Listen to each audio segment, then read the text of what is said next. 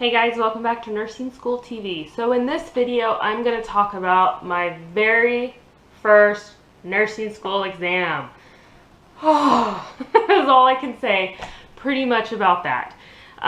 It was on Thursday this week. If you watched the prior video of week 3, we discussed how we went to clinical rotations this week. And I actually was in a PM rotation, so I was pretty much gone Tuesday and Wednesday from, I left my house at 1. I got home around 11 p.m. So it was a lot of getting up early in the morning, about 5 o'clock each morning to study until about 1, and then going to the clinical rotation, coming home, trying to go to bed, and then getting up at 5 a.m. and doing it all over again. And then Thursday we had our first test. So it's not like any other test I've ever taken. So you think anatomy and physiology tests are hard? Think again. These tests are there to define how you are as a nurse and your critical thinking skills. So basically they would give you a question, and ours mostly had 4 answers, and there were multiple choice, which was better than just fill in the blank. Oh my gosh. So basically the multiple choice, it would be like, for instance, let me just give you a random one. So Christmas is, and the choice is A, in December, B, in winter, C, the end of the year, or, D, the last day of the year. Okay, so, 2 of those are probably not right, okay? And then you have 2 of them that, okay, well, it is in December and it is in winter, but what is the most correct? So that's basically what these tests were like.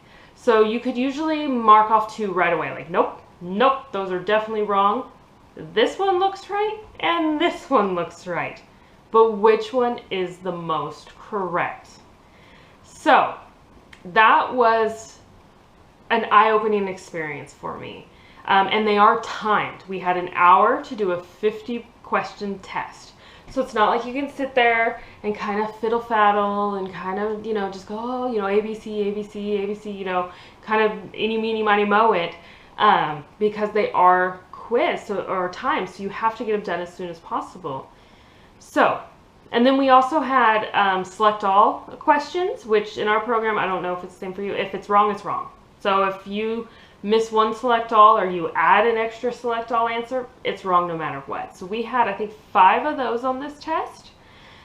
Those are always the tricky ones. I consider myself to be a strong student. I had good grades going into the nursing program. However, I kind of seem to doubt myself a little bit. And so with those ones, I'm like, I'm just going to get those ones wrong. I'm not going to even get those ones right. Just kind of out of my head, out of mind. Because they are so subjective and they're so hard, and, it could be and it couldn't be, well, So we actually go over the test on Monday to kind of discuss why we picked what we picked, and we kind of get to argue with the professors to be like, well, we picked this because of this. From the prior class, they told us they never won one argument. So I'm kind of going into it. We may argue it, but it ain't going to change anything. So like I said, very, very difficult test. Hardest test I've ever had to take. And usually the first test of the semester of any program or any school class is usually the easiest.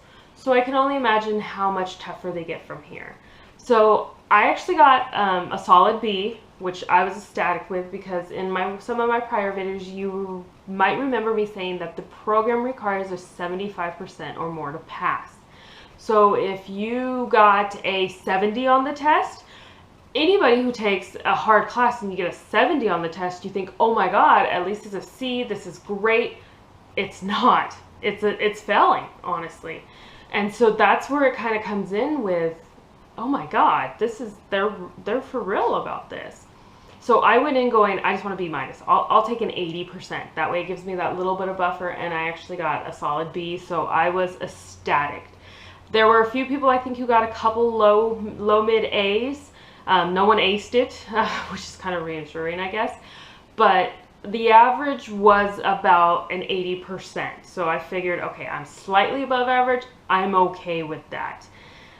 So that's really, really defining the questions are harder, they're tougher. So, you know, when you get into nursing school, you got to use that critical thinking. You just have to do what you can do. I know for me personally, our professors at the beginning of the class or the beginning of the orientation said, you know, if you fail an exam, the first thing we're going to ask you is, did you read? And a lot of people think, oh yeah, I read. Well, how many times did you read the chapter? How many times did you go over the chapter? I know me personally, because they said that, I went over the chapter a minimum of 5 times, each chapter. And there were, oh my gosh, 3 of the first lecture. There were probably close to 10 chapters the first lecture that I can think of off the top of my head.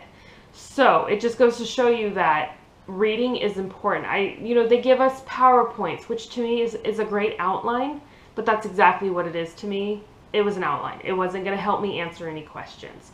So when they say read, or when they tell you use this tip, use it. Please do. I am in no means saying that, oh, because I read the chapter, I did great, or blah, blah, blah. But I know for me that worked. I don't know if it'll work for everybody, but I just know that reading really helped.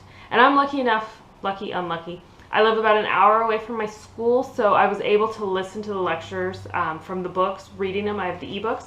They read to me in my car to school and from school. So believe me, I missed music, but this is way more important right now. So if you guys have any questions or anything like that, I'd love to answer them. I'm loving that you guys are following me along this journey, and it's getting really interesting and real exciting.